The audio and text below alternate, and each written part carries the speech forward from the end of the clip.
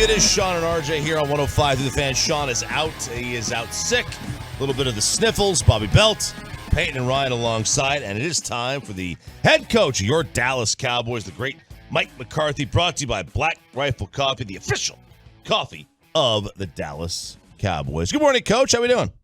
Doing well. Good morning, gentlemen. So Sean's sick, or has he got the sniffles? He's claiming he's sick. It's a little bit of both. It's a little sniffles, little allergies, things that keep a lesser man down. I was going to say, that's pretty good time, and a week off, and then miss another week with the sniffles. Not just that. He misses Friday, and you got to remember, Monday was New Year's Day. He had a 3-day week coming back, Coach. Just coasting. Wow. Sounds like he's got a good agent. Could be. So is this an easy week to prepare for? You just tell the players, you don't really have to say anything. They know what's at stake. You win, and you're the 2 seed, and you get to stay home until the NFC Championship. Is that kind of an easy thing to prepare for? The word easy doesn't really fit. I think that's just something you want to definitely stay away from is that type of mindset. The reality is it's still a division game. It's on the road, and it's, as you see every week, over and over and over again. You got to line up and play your best football to win games in this league. So that's really what our approach. We have clarity on exactly what this game means to us, and so definitely that's a big part of the motivation. But this is a got to have it win for us. Coach, there's obviously been a lot of discussion this week with Lyle Collins returning to the practice squad. What does he just bring in terms of, it sounds like a lot of the guys are just really excited to have somebody that they're familiar with, a guy they consider a brother back in the locker room. What does he bring to your locker room culture and to your practice process? Yeah, I think like anything, when players do leave this organization, and then you have an opportunity to bring someone back like LC. You can see right away just the reaction of the players that were here with him. So that's a big part of it. I mean, he's a big personality. Has good energy, and he's obviously been through a major injury. Had time to rehab it. So I mean, it's great to see him, but we just got to get him back in the fold. We kind of took it slow yesterday with him in pads, but. Like I said, it was a great day. Everybody loved having LC back in the building. But you don't think it'll be a long time before he is in game shape necessarily? Then I can't really tell you. To be honest, I'm going to be curious to see how he feels today. Just because it's been a while, and that's his first time in pads in over a year. Do you feel that because we've talked a lot about the run game this week, and sometimes it struggles. Where is the confidence in the ability to pick up a tough, set of yards, you pick up those third down conversions and such with the run game? Oh no, we have confidence in everything we're doing. I think at the end of the day, we're focusing on the whole picture of the offense. And I get how the statistics get picked apart, and but we're still a very productive offense, and we haven't run the ball as well, really coming off the last game. But part of that too was some of the schemes that we were running against. We were put into heavy one-on-one blocks, particularly in our sub-run game, so that it really didn't give Tony and the running backs great looks. So it's something that we can learn from. But over the course of you build these. The run game protection and the pass game, you're always building momentum, for these playoff games. And, this gives us another chance to go win a regular season game and, make sure we're playing good in all 3 areas. But, yeah, we definitely have confidence in running it and throwing it. Coach, there was we've talked a lot this season about, what was one of the big discussion points heading into the year, which was the communication on offense and how that was a big focus for you guys. When you've got the big touchdown that you hit to CeeDee Lamb on, kind of the scramble drill, and then, Dak and CeeDee kind of communicating with each other on the fly and freelancing a little bit, is that just one example of how good communication and that time on task can lead to really good things in the moment? Well, I think the biggest thing in that particular play, I mean, it's just a great example why you keep playing. I mean, we're in a hot situation. We don't get the hot throw activated, and then basically, Dak breaks a tackle, a potential sack in the end zone and keeps playing. And then anytime the first part of the pass, concept is not completed in its normal time clock, and then you activate the scramble drill. So, I mean, you can see obviously Dak breaks a tackle, slides out to his right. CeeDee takes the mailbox angle, and Dak gives him a chance to make a huge play, and obviously CeeDee delivers. So it's something I think is just really the basics of our offense when you activate scramble drill opportunities. But really, there was a breakdown in protection, and Dak did a hell of a job avoiding a sack. Coach, this was a big game this past weekend in terms of just for some milestones for CeeDee. He sets the franchise record in the season for receptions, sets the franchise record for receiving yards in a season. Can you just talk about the growth you've seen from him and the growth that connection and that Dak and CeeDee have? It's just I think everybody's been really impressed with how much CeeDee has really seized that number one role over the last 2 years. Yeah, definitely. I mean, CeeDee's been an impact since he came here in 2020, and I just think just his production has grown just with more opportunities, and clearly this year we've given him more opportunities than he's had in the past, and he's delivered in a big way. And I think that's the biggest thing when you become this productive, week in and week out.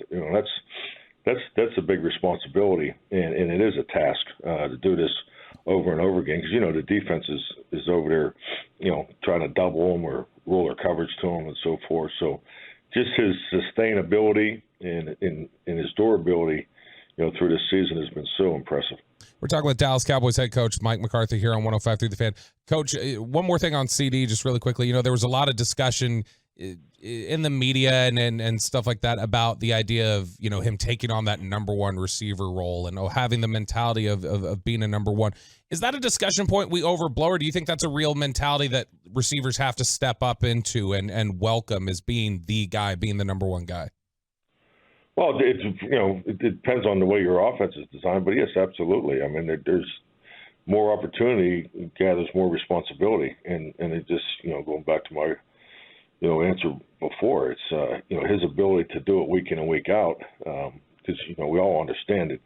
He's a dynamic player. I think when a guy comes in the league as a high pick and also returns punts for you, and as a starter, as a receiver, I think that shows you what kind of flexibility he has and the skill set that he has. So, I mean, he's always been, had that type of ability, but now, the connection that he has with Dak and as his passing game continues to grow, CeeDee is what I always look for as an impact player, an elite player, because elite players make others around them better. And just the fact that he's getting the recognition and, particularly from the defense coverage role each and every week, he's creating really good opportunities for his teammates.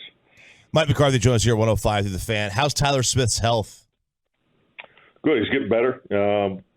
Today is, kind of a, walk-through mock game, rehab type day, review for us. So hopefully it'll be another day of treatment for him, and we'll see what he can do tomorrow. I wanted to get your take on this because this is all over social media during every game. I mean, by 3 plays later, there's a screenshot, and it's Micah getting held and not getting a call. He hasn't gotten a holding call against him, and probably since the summer, for crying out loud. Do teams go over like film with officials and send things to the league and show them, hey, our player's getting held here, he's getting held here, the call's not being made? I mean, does that happen?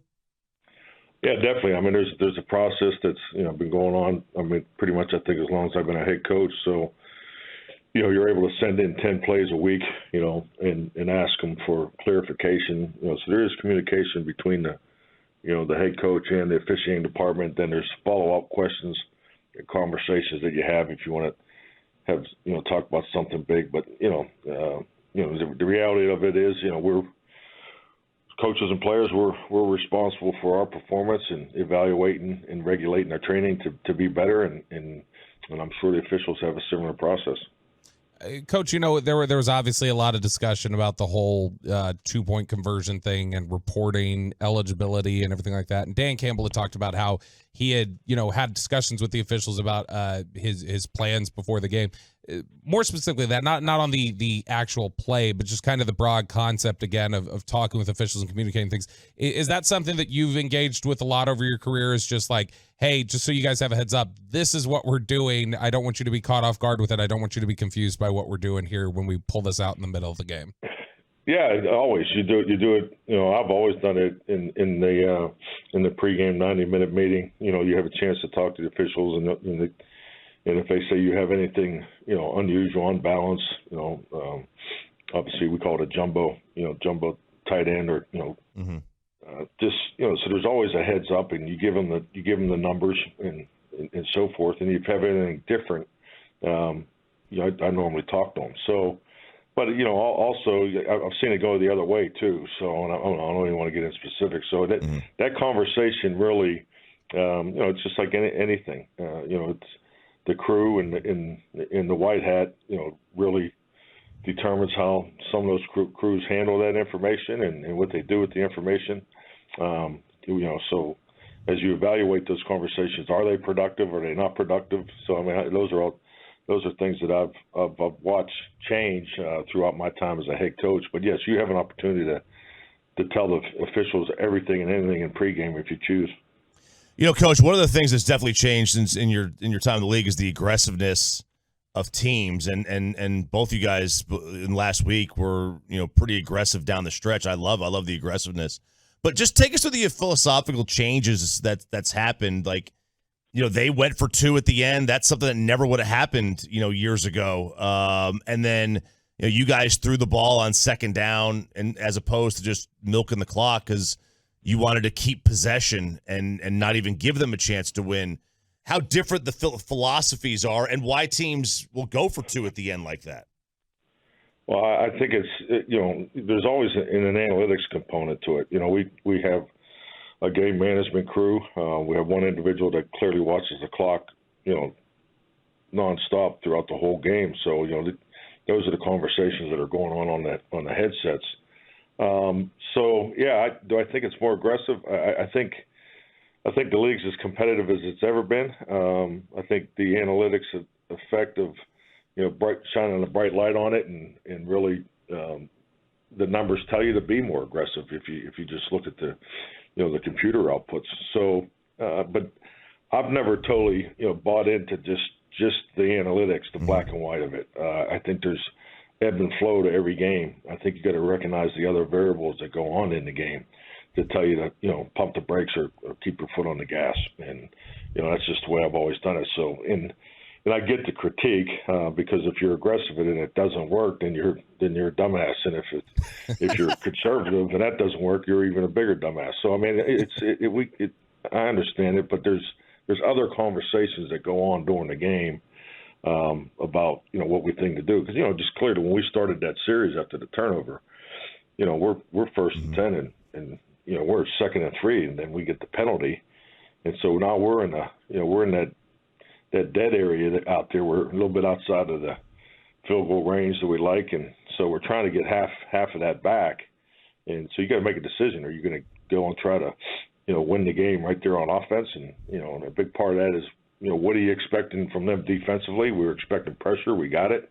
So you feel like you have a good call, but, you know, that's football. You know, sometimes you go for it, you make it, and sometimes you play it safe. And those are the decisions you got to make in the game. Do you think it's a situation too? Does home versus road play into that? Like, hey, go for the win on the road, maybe in their situation, or not? That's a great point. You know, I know coming into the league, it was always, you know, go for the win on the road and play for the tie at home. And, you know, but once again, there's